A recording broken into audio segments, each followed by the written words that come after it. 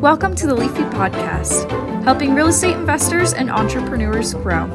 Say hello to your hosts, Jennifer Goglorick and Brian Price, founders of Leafy Legal Services, teaching you how to protect your assets, grow your business, and manage your wealth.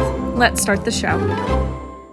Hi, everyone. Welcome to the Leafy Show. Thank you so much for being with us today. I'm Tammy, the podcast manager, and on the line, we have our awesome hosts, both Brian Price and Jennifer Goglorick from Leafy Legal Services. Brian is the CEO of that service, and Jennifer is the COO. They have another awesome guest for us today, so let me pass it on to them so that they can get the show started for us. Hey, Jennifer. Hey, Brian. How are you guys doing? Good. Great. I'm very excited to be here today. So today's guest has a really awesome backstory. And so his life has been this incredible journey. His parents were Vietnamese immigrants to Canada. And then through his life, he got a paper route. So he's always been an entrepreneur. So even as young, he had a job. He was an entrepreneur. He went on a paper route. Then he ended up doing finance classes there at the University in London, Ontario. So that's still Canada. Then he ends up going to England. Then he comes back to Canada, gets involved with Yellow Pages and Red Pages, actually, which was a startup that was going to compete, and they were going to do an actual they were going to print out website addresses just like you had for the phone book. So yeah, this was back in the day, y'all. So it's like so cool. And then he managed to move that forward, and now he's an SEO expert. So I want us to give a huge round of applause and welcome John Vuong to our show. And he's with localseosearch.ca. So welcome, John. I just love your story. Thanks a lot, Jennifer. Yeah, that was a great intro. Yeah, it's been a journey for sure. And I'm excited to share some insights along the way. Yeah. So how did you kind of get through this, going through these different avenues? How did you finally settle on SEO? And once you walk us through it, and I'd like to hear more about these red pages. I think that's pretty interesting. Yeah, definitely.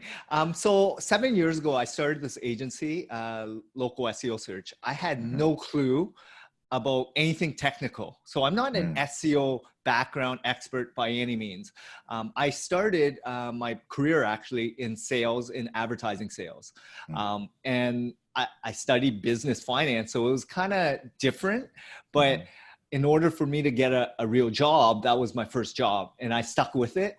And over the course of many years, I refined my art of sales and marketing, and I got to really understand what my strengths are, what I enjoy doing.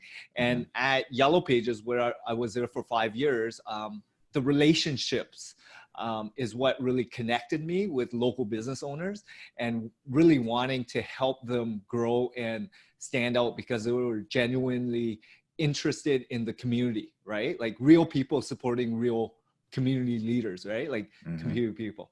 But even before that at Red Pages, so that was my first job actually, outside of university. It was it was a great concept. It was competing with the Yellow Pages. First directory ever, going to every single business, home, office, tower, but printed every website. So it was competing with Google, but Google wasn't like taking off at that time yet. Right. So it was called Red TO, and it also came out with a directory, Red Toronto. But it didn't last. It didn't survive. It was a great concept. So I sold a bunch of it because I was a true believer in it. But it just didn't survive.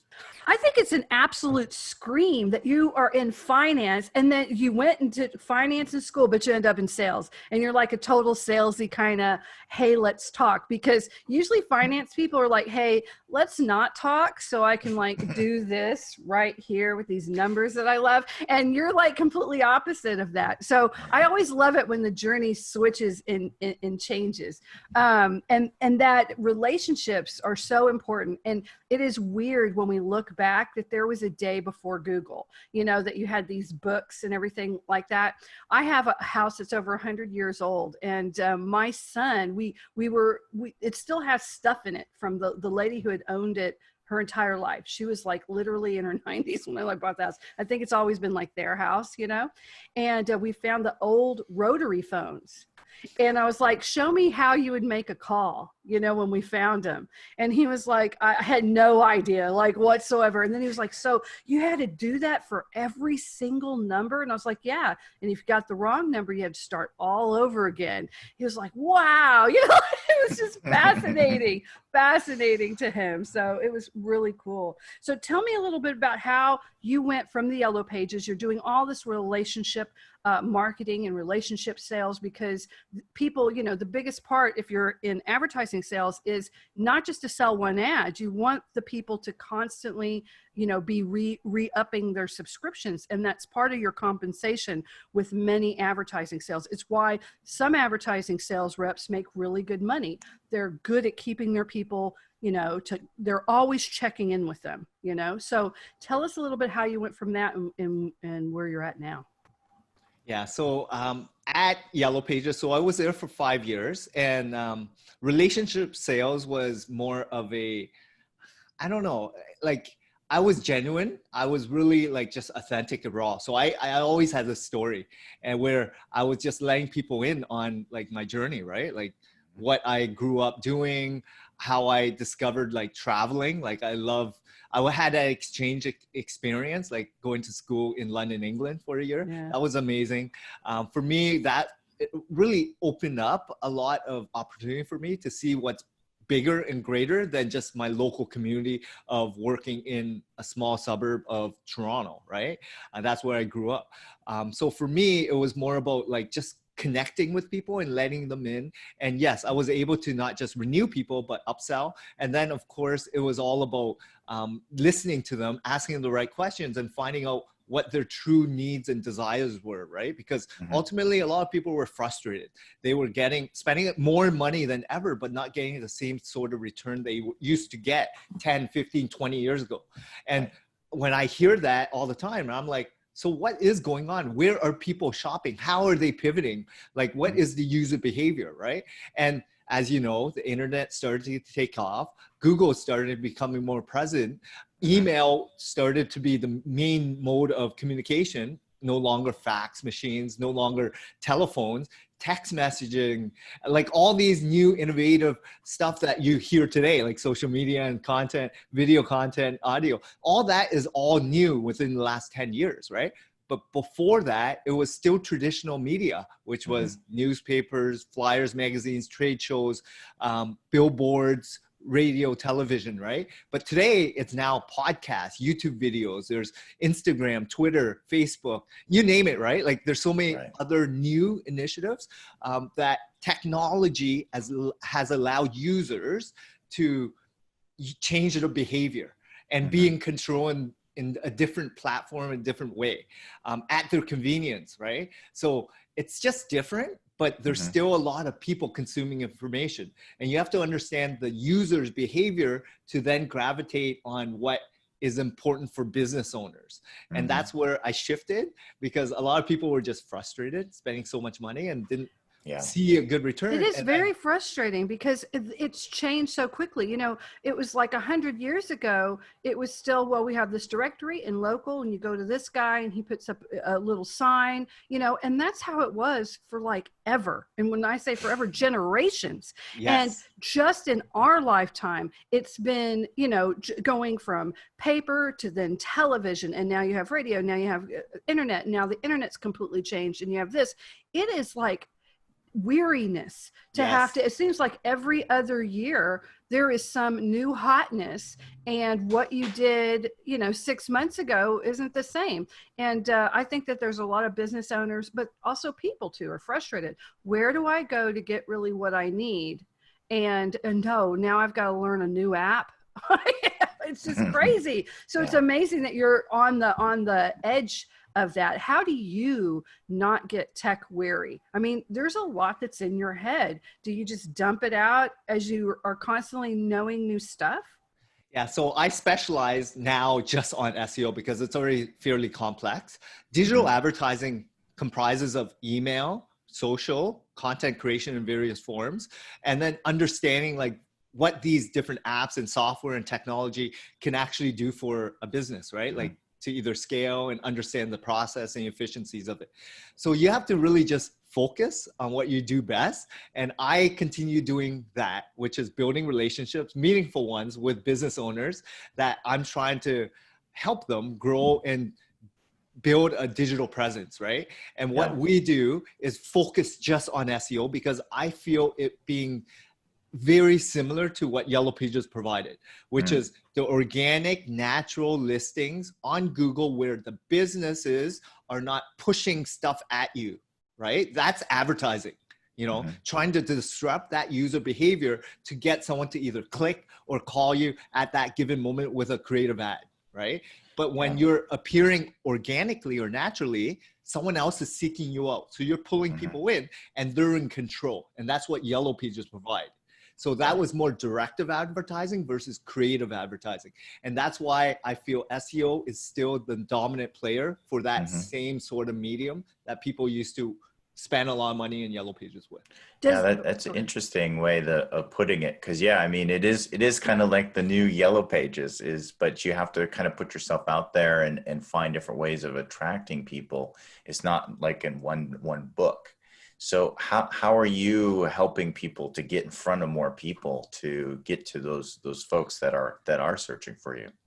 So understanding how Google works is very important. And I feel people overcomplicate things. I always tell people like run a really good business. What I mean by that is take care of your customers, listen to them, provide an amazing product or service, understand that value prop, what unique selling proposition you're offering, like understand foundationally what makes a really good business. Because over the course of many years, I've worked with thousands of business owners that operated for generations without technology. So imagine, how did they survive? They relied on referrals and word of mouth, right? And minimal advertising on maybe Yellow Pages or print media or flyers, whatever it may be, right? So how did they survive?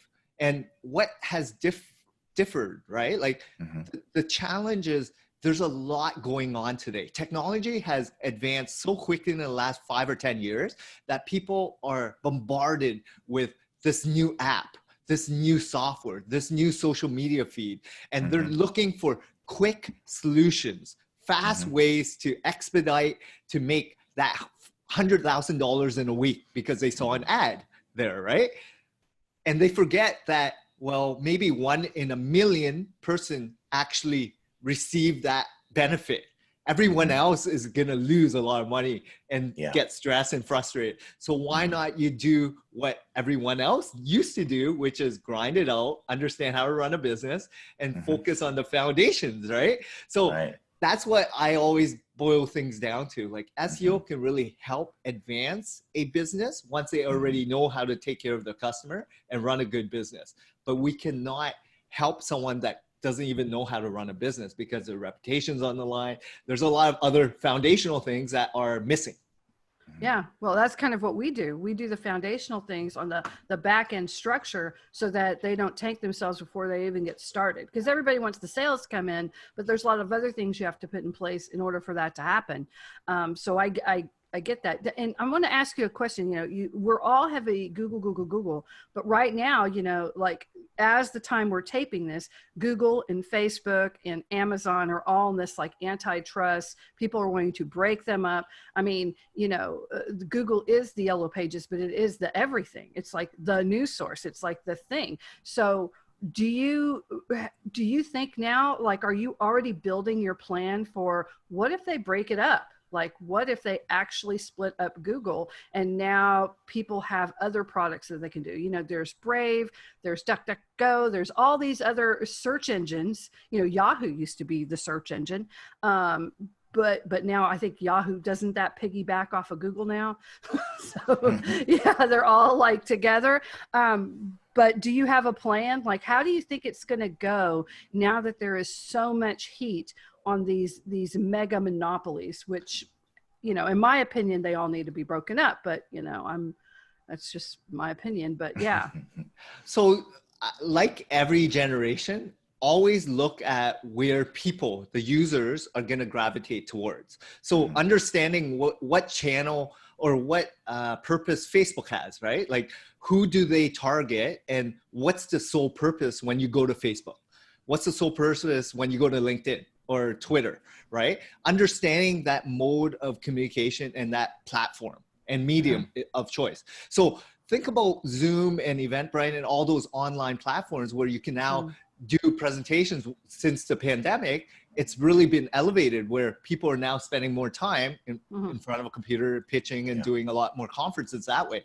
So it's just understanding what's going on, right? In terms of the users. And if Google is still, and yes, Google's always pivoting. They're trying to find ways to monetize. They're trying to own the real estate, trying to alleviate and not get business owners who are ranking users to click on their website. They will either click on Google's properties, right? Earn the SERPs because that's their prime real estate. They make money through ads, right? And retargeted ads. I get it. So you have to understand the whole purpose of the medium. And then how do you capitalize on what's available, right? And I still feel SEO is very powerful because you can control and position yourself and optimize as that local player on the map and below, right? Because that's still free at this time, but you also have to be wary of what's going on, right? Because same with Facebook, you know, before, once upon a time, a couple of years ago, you could organically get position, right? But today, every time you scroll down, there's an ad that appears, right? There's always pushing stuff at you. And it's more like you're bombarded with stuff that you don't really want to, you know, be there for, right? Like, so you have to understand the channel, the different medias out there, and understand what's going on with it. And I still feel Google is great. Like DuckDuckGo, it's not like in terms of usage, it's less than 1%. They don't put that on every single phone. You see, when you have an agreement that every single phone that comes out, it has to have Android Google. Device. Yeah, it has to have Google on it. If you own the operating system. And so now it's like you can't, and for some people, they do all their work. I mean, I know people who literally work off their phones now. You know, the phones are more expensive in some cases than computers, which is nuts, right? But you do everything. You're doing your banking, you have your password keepers, you've got all your things on your phone. And so, I mean, it's crazy to have it so embedded, like Facebook. I mean, there's entire things you cannot do unless you have a Facebook account where you can log in that are totally unrelated to Facebook, right? So it's just interesting because there's so much interconnectivity. It can be confusing for people. Very much so, to compete, you know, but that's good. I really love the fact that you still believe, and you're in this every single day, that you can still use it for local people, because that means that local businesses still have a chance to get the people around them for free, and they have ways that they can utilize this technology. So that actually warms my heart a whole bunch for that. Well, just understanding the space, right? Like it's always evolving, but looking for opportunities to capitalize because people get frustrated spending so much money and not getting good returns. So I want to help the little guys. Yeah. So are there certain things that you always do? You know, I know things change, but are there kind of some bases that you actually do, and maybe some of the new stuff that you're looking into as well? Yeah. So for us, we always look at foundational stuff, like understanding your client, creating a content journey mapping, and really positioning yourself as the expert, right? So understanding who your ideal persona client is, and writing every piece of content, your website piece is directly driven to those type of people, right? From everything you produce, from video, podcasts, audio, you know, images or written, depending on where they're at in terms of the journey, create that content piece for them. And then making sure that you're up to date in terms of like what's going on, what the users want. Like they want fast, secure, easy to use navigation. Like all these things are now behavioral. If you don't have it, someone else is you're probably losing out, right? On an opportunity because they're bouncing off your page to someone else, right? So just staying present, current and what's going on, right? Because technology is moving so fast, and as much as you want to stay on top of it, it's kind of scary too, because there's so much going on, right? Like AI, what's going on there? Like they know too much about you already, right? Is that something you should be scared of? Yes, I'm like terrified. Like I can have a conversation with a friend of mine, and then immediately I'll go on, you know, to look at something, and ads for that pick up, and I'm like, how did my phone know I was, talking to somebody, that maybe it's time to get hair extensions? No, my entire timeline is nothing but hair extension companies or whatever. But yeah, it's weird, man. I don't like it. I'm like, stay. And as much as I say that, I still have an Alexa. So if I hope it doesn't give me a turn on. Don't say it. I'm not listening to you, Jennifer. Yeah. People used to be, what was that joke? They used to say, don't say that over the telephone because you never know if the CIA is listening. And then it says 2020, CIA, how do I bake a pie? And then that's Alexa coming back to you. Oh, that's cool. Well, so what else can you tell people right now if they have their own like website and stuff like that? Is there anything anyone can do besides writing things in the tone of the voice for your target client, like taking it down from I just want to sell to everybody in the whole wide world to really knowing who your ideal client is? That's very important. Is there anything else that you can give us on top of that? Yeah, so I focus on a lot of service-based small, medium-sized business owners, like the local dentist or plumber or lawyer or whatnot. Google My Business is a great opportunity. If you haven't verified it, optimize it, make sure you're in the right category, put in all the services that you offer, update it once a week, get good reviews onto the Google My Business page, because people are checking you out before they call you. And they know so much before they even reach out to you. That's scary, right? They know they checked out you on LinkedIn. They checked out your reviews, case studies, checked out all your blogs to see if you're credible, right? So as much as you want to put out information, make sure it's consistent along the lines. Don't, say one thing and do something else in the other channel, right? So it's more important than ever to make sure all your assets and all the properties that you own online is consistent and has the same tone and voice and has the same good, good feel, authentic feel, rawness, right? Because end of the day, people are gonna check you out.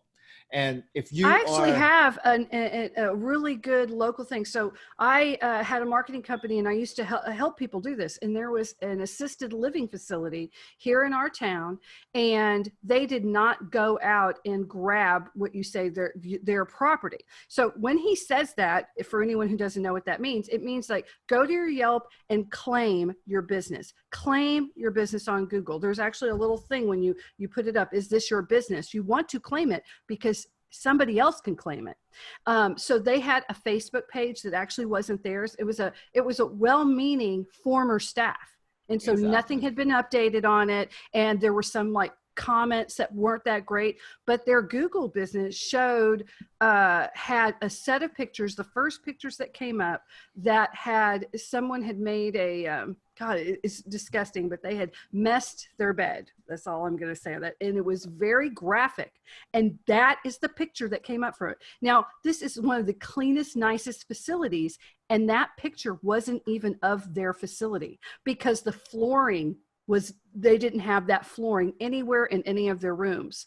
But that was the picture that pulled up. And it was actually a process to pull that listing away and a verification from the person who had claimed it, who was a competitor of a very small unit, to do it so people wouldn't go to this very large one. I mean, they had hundreds of rooms, a skilled nursing or whatever. And they were like, how come businesses just dropped and we're not getting calls? We're not getting this. Well, as soon as I helped them clean that up a little bit, just because I knew enough to do that. I'm not an expert like John, who could have probably really maximized that.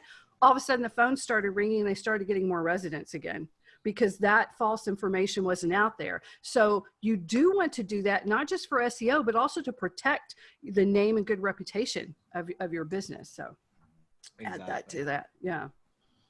So didn't mean to hijack you there. I just had an actual thing I knew about. I was going to add what you were saying worked.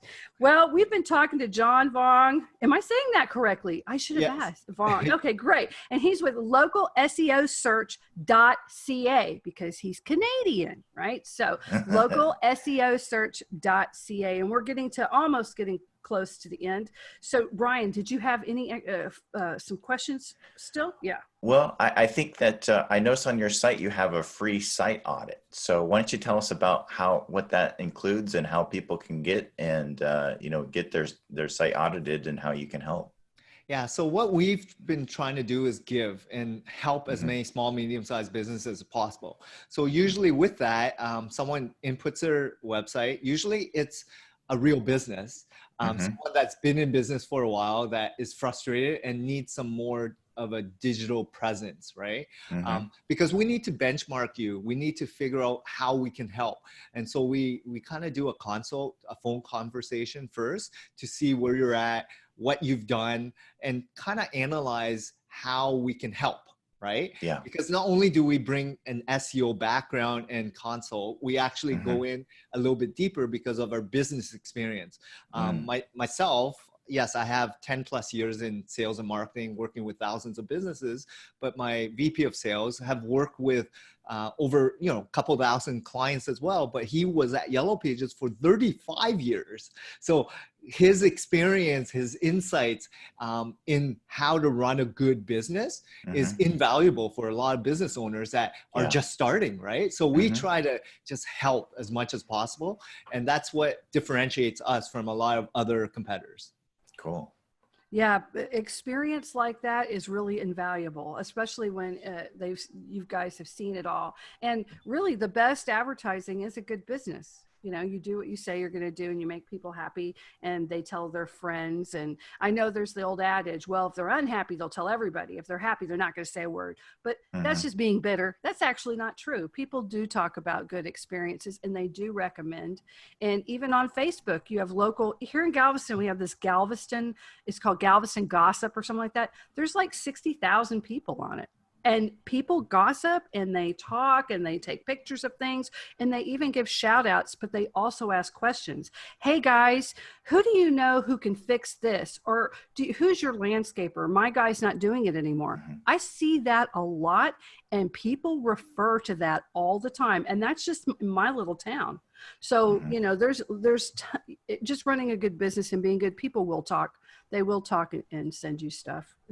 Which is nice. Yeah. These are great forums and groups because once you are known and reputable, it's all about like cultivating more opportunity, right? So just do good. End of the day, eventually things will come to you and be honest about it, right? Like don't try to, do a fast one on people, right? Or right. You know what I mean? Like there's well, that's so basic, but yeah, you're right. Don't pull a fast one on people. But there's so much click and bait and there's so many people on social just trying to make it or hustle or whatever it is. Yeah. But are they real business owners? Like really, if you look at any athlete, pro athlete or any successful singer, they don't tell you what they've been doing for the last 20 years. You only see them at the pinnacle. So it's the same thing as entrepreneurship. Like no one sees me doing what I did for the last 20 years. They only see me at now, right? But how many years of, the grit and rawness of hustling and door knocking and cold calling and all those other things, sleepless nights and not paying for food, like all these things, no one sees that, right? Yeah, absolutely. Okay, so as a Canadian, I'm going to say one more question before Tammy has to take us away. But as a Canadian who had to live in England, I want you to tell me what English food, is there any English food that you particularly liked? Because, back in the day, England was not known for its food. So I'm curious as what a Vietnamese Canadian living in England liked for his food. I know that's off topic, but I just have to ask you. No, I still love the chips there, which is fries. Oh, yeah. But they were really greasy. They were like dripped in, after you go to the local pub and you go for a night out. I mean, it was great, but because I was drunk maybe, but. Right. Yeah, that grease, man. You can't beat it. Well, that's awesome. Well, guys, we've been talking to John Vuong. John is with localseosearch.ca. If you are a small or medium-sized business owner and you're just racking your head trying to figure out how to cut through the noise and increase your exposure, but in the way that you need to get in more clients that you can take great care of, then go and see him at localseosearch.ca. And Tammy's going to give you more information about us. Thank you so much, John, for being on the show. It was just a great convo. Thanks, John. Appreciate it. Thanks a lot, Brian and Jennifer. Thank you. Yeah, thank you, John. And thank you, Brian and Jennifer, for hosting today. And we will have all of John's links in our show notes. And you can find us at Leafy Legal. We are across all social media platforms and also podcast platforms. So thank you again so much for listening today. Hope you have a wonderful day, and we will see you next time. Bye-bye.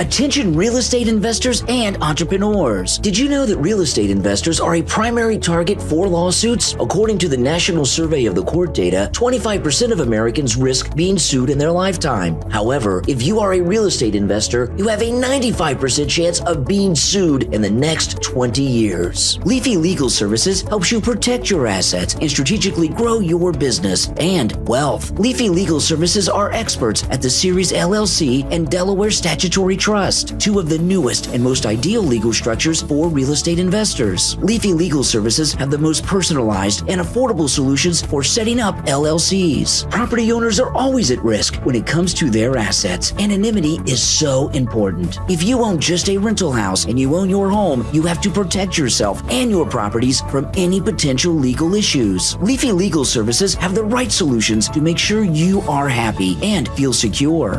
They offer cost-effective documentation that suits their clients' needs. For a free consultation and ebook, visit leafylegalservices.com. They are waiting to hear from you. leafylegalservices.com. Follow us on Facebook, Twitter, and Instagram.